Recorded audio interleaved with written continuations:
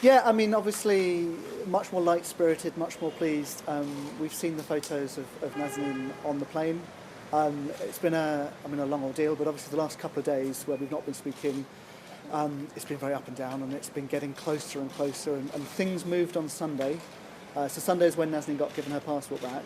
And we've been bewildered ever since, trying to work out, is this sort of an incremental game of cat and mouse still, or is it all moving forwards? And we spent all morning with her sitting in the airport, not knowing what was going to happen.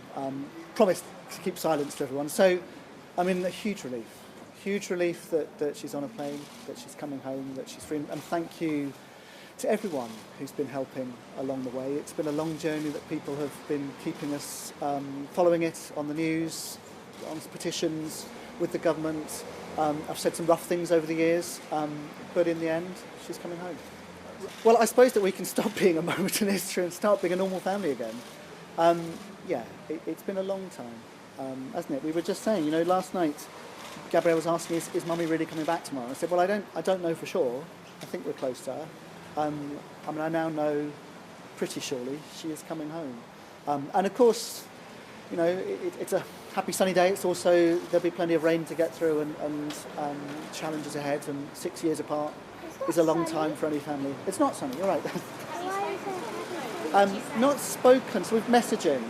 So she got picked up this morning at 11 o'clock Tehran time, which would be 7:30 our time in the morning, by the Revolutionary Guard. And at that point, she wasn't really allowed to speak. She had a phone with her so she could send messages. So I knew where she was at different points. Some points she could speak, some points not. We've not had a euphoric chat of how she is.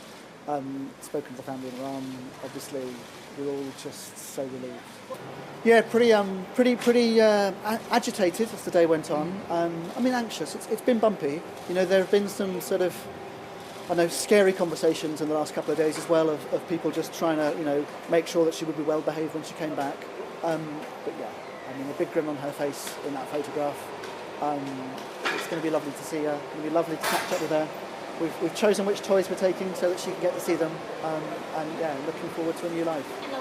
Yeah, well, probably a couple of days peace and quiet somewhere else, and then back here, the first thing she always wanted to do was to me make her a cup of tea. Which we will do. I think actually we were looking at the house, so it needs a bit of tidying as well. So there might be a bit of tidying, perhaps directed by Mummy when she comes back. So we've obviously been kept out of the loop on it, and at various points I've been talking to saying, listen, this is why she's been held, this is gone on so long, and this is not our fight, and please solve it. And to this point we've been kept out of the loop, and behind closed doors with the lawyers we'll be checking, well, is it? So I don't know what's happened. I've seen briefings and so on. I'm relieved that the problem's been solved.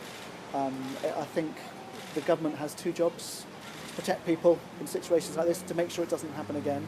Part of that is to doing what you need to do to get people home, and part of that is to making sure those who took her learn the lesson not to continue doing it. That second part is for another day, but for today I'm really glad the way things are.